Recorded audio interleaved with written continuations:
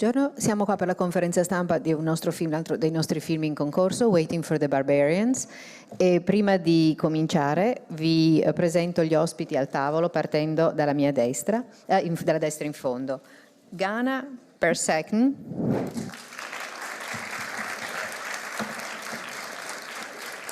Il regista Ciro Guerra.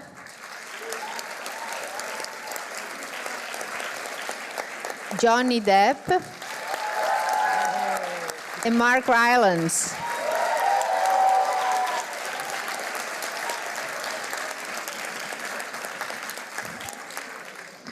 I'm going to start with a question for Ciro, but also for the actors of the film. Ciro, what was this novel attraction for?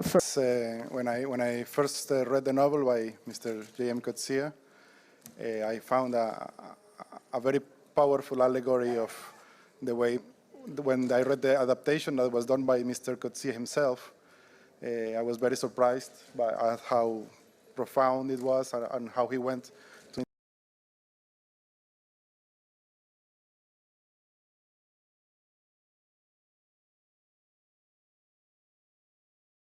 in the past, to all the themes that I am interested in.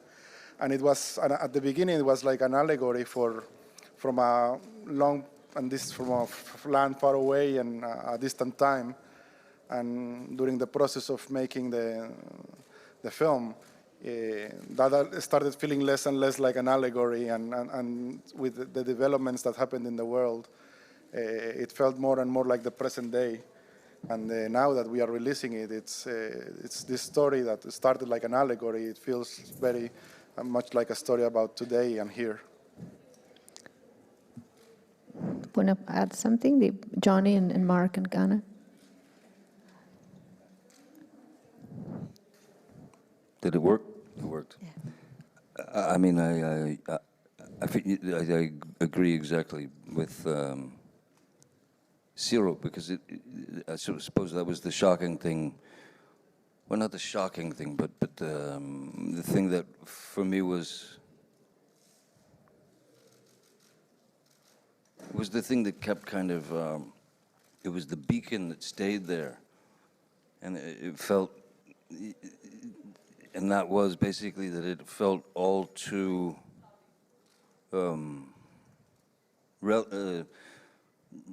relevant to today, and in many ways, in a lot of different places in the world.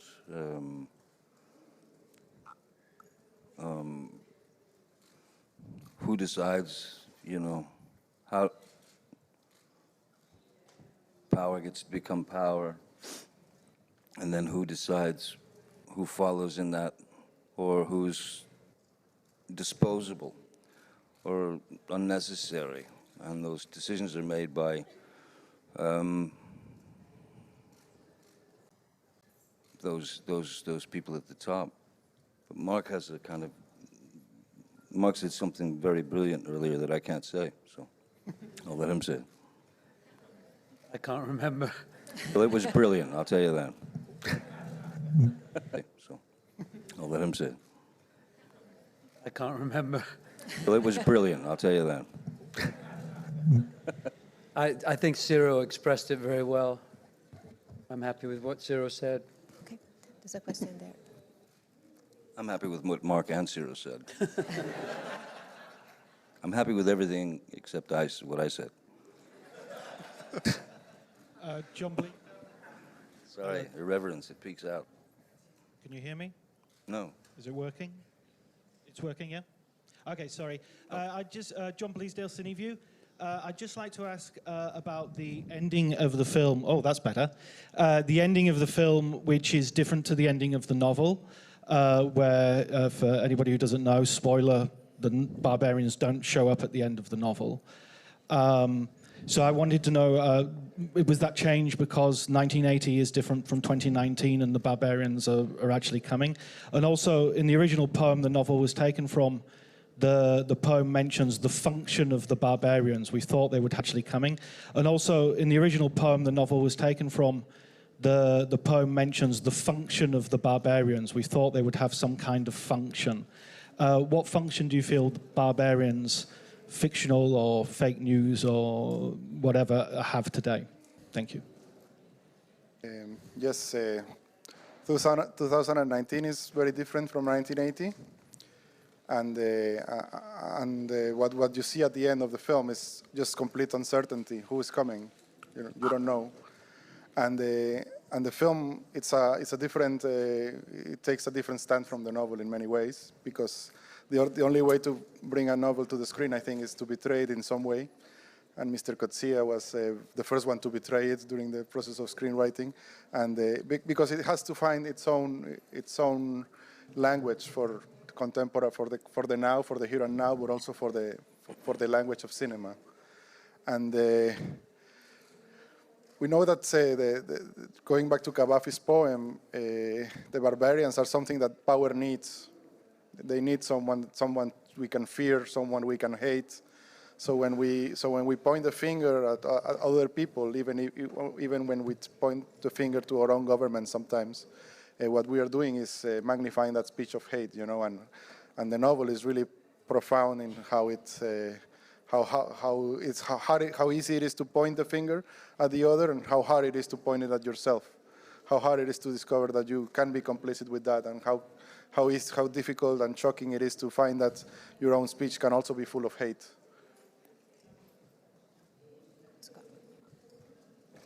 Buongiorno, Fiaba Di Martino da FinTV. Innanzitutto complimenti, perché ho trovato il film veramente bellissimo e con una grande polizia di sguardo, ottimamente interpretato. La mia domanda è per Mark Rylance. Volevo sapere come si è approcciato a un personaggio che per quasi tutto il film rimane costretto in una dimensione di profonda impotenza e di impossibilità d'azione. Grazie. How did I face up to the character who, for the full length of the film, is impotent? Is that what you said? And he has no freedom of action. No, I felt he did do quite a lot of things that I would do, and do in little ways, when I wake up to realizing that I'm part of a very brutal and barbaric culture, which I am. In England, to do with the imperialism of the English nation, and now increasingly also, isn't it, to do with our own imperialism towards nature, plants, animals, all the species that are dying, even as we meet now. There's an enormous, I guess unconscious for most of us, ability to eat a piece of bacon with no thinking about what the torture that's going on of pigs, or there's an enormous amount of waking up going on in the world at the moment, and the actions that Coetzee describes the magistrate going through are very understandable. You first of all try and ignore it. You go out and collect specimens, or you pretend it isn't happening. Then you try and clear it up, get them all out of here. Let's just it's something that's in the past. It's all gone now. If I clear it up, and it'll go away. And then it arrives at your door in the form of a poor young girl who's been crippled and blinded, and you bring that person into your heart, and you try and rescue them. And then you get more involved, and you're trying to actively restore something. All these different actions, you try and confront the authority, and you find yourself face to face yourself as a victim of that authority. And you're still really not getting to the point of living with everyone else, living with everything else. You're still, even as you try and rescue the perceived victims, you are contributing and still victimizing the rest of the world. You're not giving it its power. You're not really being intimately with life. And that's the problem that Garner's character had with the magistrate, that the magistrate's attempts to rescue and be the good person were also just a form of power. The magistrate's attempts to rescue and be the good person were also just a form of power, just a form of staying in that good place where I'm the powerful one and you're the victim. So there were a number of different. I don't think he's impotent. the magistrate. I just think the story demonstrates a number of things that we all might do in that situation before we finally come to the place, at least in the novel. I haven't seen the film yet, and I think it's in the film as well, of realizing, as Johnny and I did playing these characters, that we were really just two sides of the same coin, realizing, as Johnny and I did playing these characters, that we were really just two sides of the same coin of imperialism. The torturer and the rescuer are both still in danger of victimizing the people that they are torturing or rescuing. So that that was a remarkable thing about the story for me, and something that you know, is a difficult thing for all of us to realize, and certainly very difficult for me to come to terms with in my life. Ghana, I think it would be interesting if you follow up to Mark's answer with talking about the psychology of your character. You know, he tries to. She feels she has to leave. Psychology of my character. Well, I mean, when I first read the book, all I saw was a broken victim. So I needed to explore the character physically to understand the emotional state of the character. So what I found out was she was very strong, and her soul was unbreakable. And that's something I took it and used it for the portraying her, I think, yeah. I think the microphone is here. Valentina D'Amico, movieplayer.it, una domanda per Johnny Depp. Hi. Questo non è il primo cattivo che interpreti, ma ha un enorme peso metaforico, quindi volevo sapere come hai lavorato per creare questa parabola discendente, perché alla fine lo vediamo anche lui prostrato. E poi una curiosità, visto che parte del team produttivo italiano, come ti sei trovato a lavorare con italiani, e se c'è un regista italiano da cui ti piacerebbe essere diretto?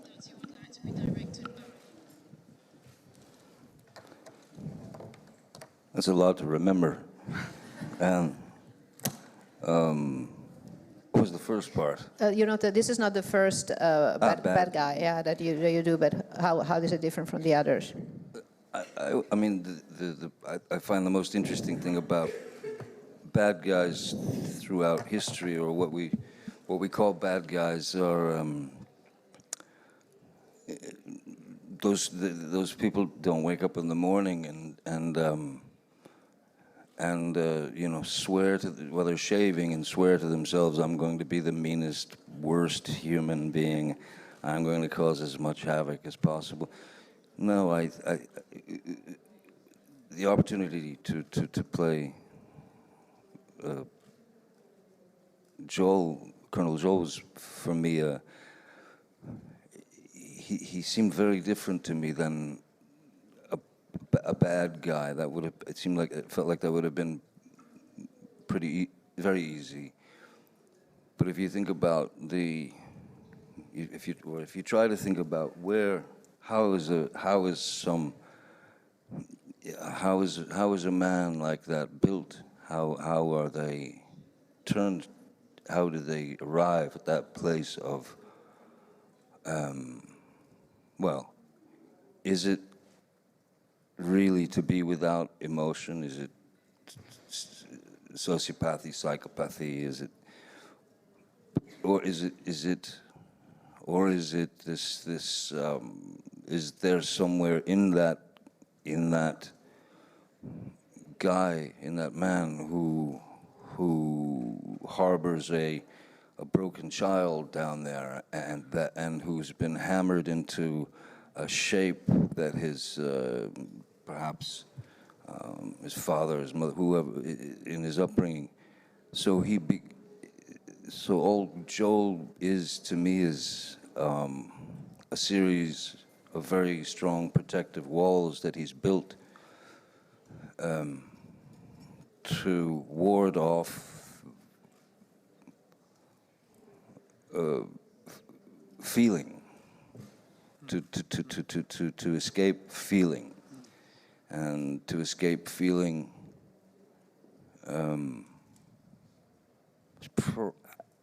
I don't know how possible it is. We'd have to see, you know, what does he do when he's alone? He may weep in the closet, I don't know. But to me, he seemed more like this, like he was ready to pounce at anything that penetrated his armor. So I think Joel is as in a sense a victim on his own, you know. And as Mark and I were talking about earlier, it's sort of there's Colonel Joel, who would be, let's say, the sadist, and then there would be Mark's character, who would be, I would suppose, considered his masochist. But under those circumstances, you really realize, you really see who's in control. It's not the masochist, it's not the sadist, it's the masochist. That's always in control. Without the masochist, there is no sadist. There's nothing that he can do to be that. So he must have the conflict. He thrives on the conflict, I think, yeah.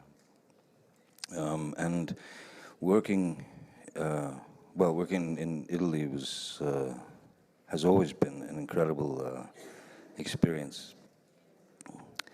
People speak very good Italian here. Food's very good. I do like wine occasionally. Why do you laugh?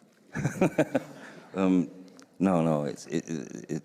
Italy's always an absolute dream, and to come to Venice, especially with a film such as this, to be up here on this at this desk with these people is a huge honor for me. So I just feel lucky to be in the film.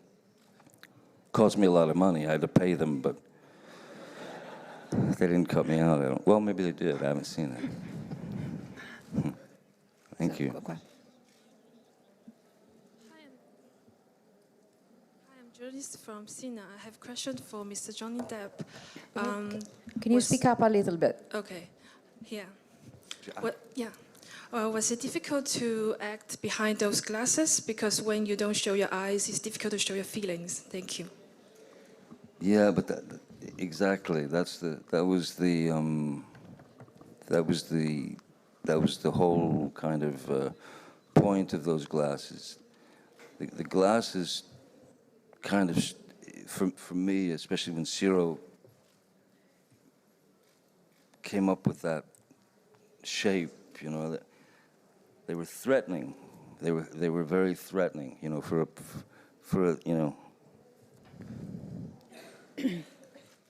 They were menacing somehow, and the fact that he didn't take them off, the fact that he would like to make the magistrate as uncomfortable as possible. I think he's learned a number of tricks over the years where it's like realizing, you know,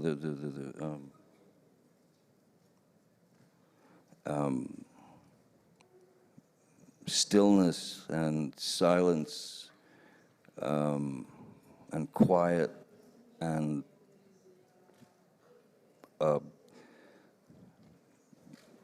holding and quiet and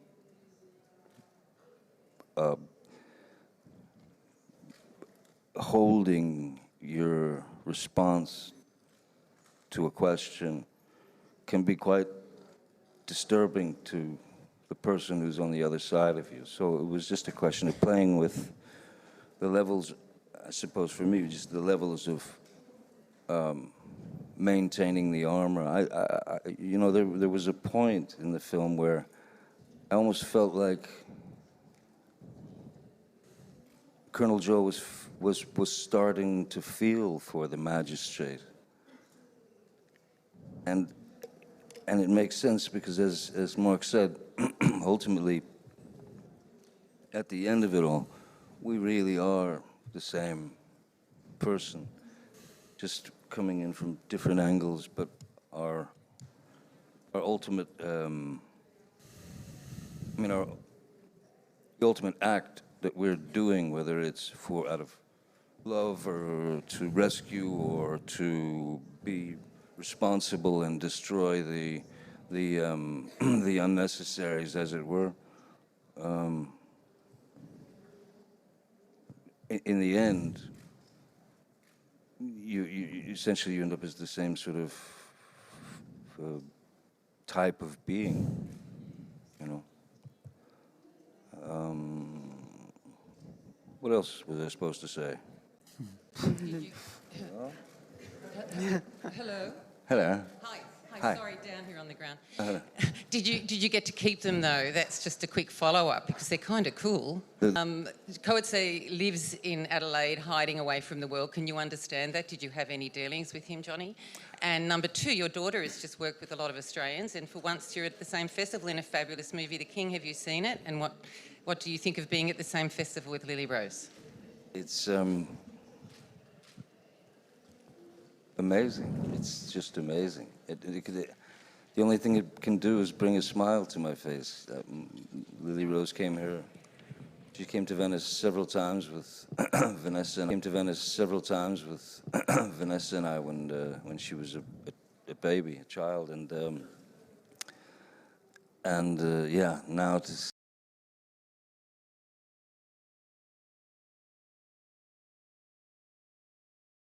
see this incredible young woman and carrying herself with such dignity and the choices that she's making and the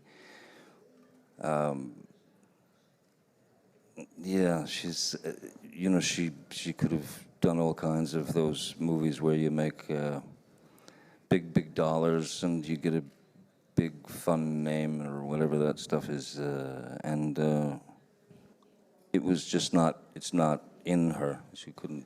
So I thought it was beautiful that when she first started doing films. She did this film with Natalie Portman, and then she immediately went and did 2 or 3 French films. You know, I was very proud of her. I'm still very proud of her. So, yeah, she's impressive. She's my god. She and my son they're my gods. Coetzee, I did not have the pleasure or the honor of meeting Coetzee. I mean, one of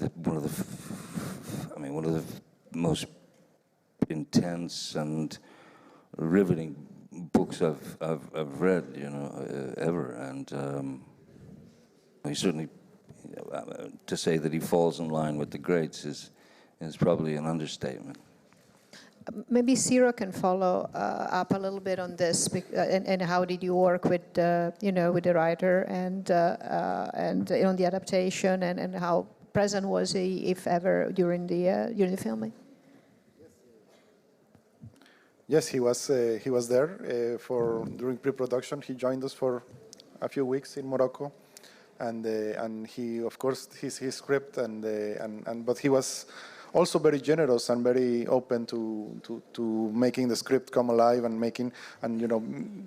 allowing us giving us liberty to departure from the novel in many ways, because he knows and understands the importance of a film having its own language and having its own voice. And yeah, it was just a gigantic privilege, and to work with him, and at first I was very afraid of touching his material, but he was the first one who encouraged us to make it alive, to bring it to life in every way, and he gave us his blessing in many ways. So yeah, he's a big presence. He has been a big presence throughout the whole process.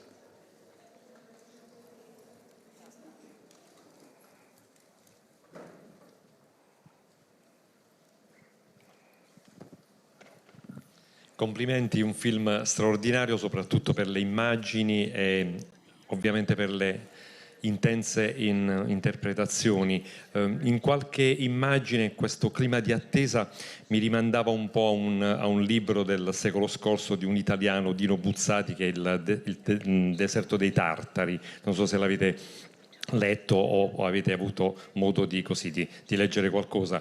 E questo ritmo così blando ma così intenso, così particolare, stride un po' con il comune girare, circuitare di film che sono ben più ritmati, anche nevroticamente ben più ritmati. Quindi un film così è coraggioso anche sotto l'aspetto appunto dell'inserimento sul mercato. Ecco, cosa vi aspettate da questo?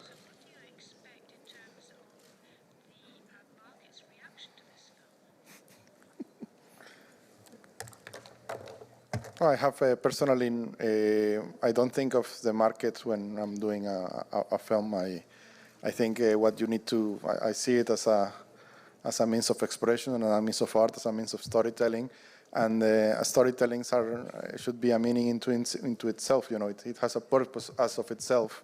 And stories are essential to mankind, to all of us. And people are looking for them now more than ever. In every way, in every platform, and in every because we need stories to try to make sense of what's happening around us, and when reality is so chaotic, then we are looking desperately for stories. So I think that's my main drive, and the market just responds to that and works on that level. But yeah, if we are thinking about other things, then why are we telling the story? Why this story is important to us, and how is the best way to share it with the world? If we are thinking of something else, then we are not being honest to ourselves and to the story. So yeah, we're just thinking about every person in the audience, not the market as a whole.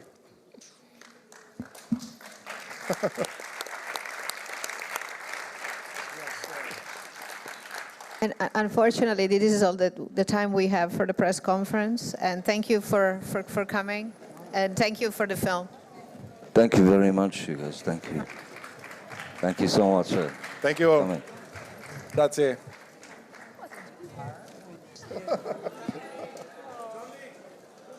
It's tourist in Venice. Thank you very much. It's yours? Should I sign it? Oh, it's for me. Thank you very much. Thank you. Thank you so much. Thank you, guys. Thank you.